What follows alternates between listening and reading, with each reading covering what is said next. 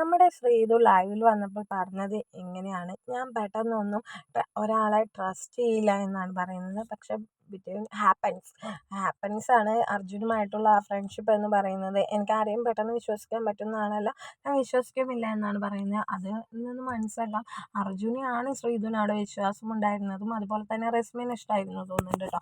അർജുൻ എന്ന് പറയുന്ന വ്യക്തിയാണ് അവിടെ ട്രസ്റ്റ് ചെയ്തിട്ടുള്ളൂ. അതുകൊണ്ടാണ് അർജുനെ ഇപ്പോൾ ഒരു ഹഗ് ചെയ്യുകയാണെങ്കിൽ പോലും അല്ലെങ്കിൽ ഉറങ്ങുന്നതാണെങ്കിൽ പോലും എല്ലാം ശ്രീതു അർജുൻ്റെ കൂടെയാണ്. കാരണം അർജുൻ്റെ അടുത്ത് അത്രത്തോളം വിശ്വാസമുള്ളത് കൊണ്ടാണ്.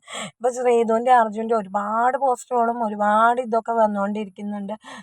കുറേ പേര് ശ്രീജുൻ ഫാൻസുകൾ ഇഷ്ടം പോലെ ഉണ്ടായിട്ടുണ്ട്. അത് ഇവരുടെ ഇത് കാരണമാണ്. പിന്നെ ഇവരെ ഒരുപാട് മിസ് ചെയ്യുന്നുണ്ടെന്ന് പറഞ്ഞു വരുന്നുണ്ട്.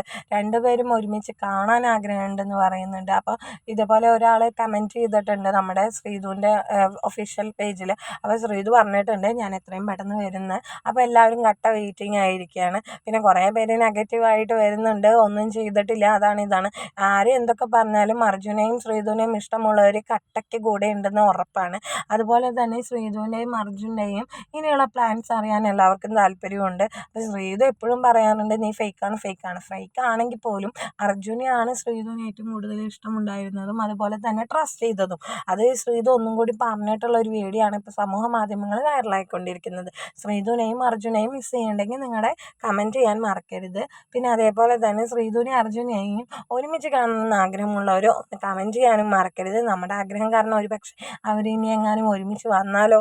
അപ്പോൾ ആദ്യമായി കാണുകയാണെങ്കിൽ സബ്സ്ക്രൈബ്.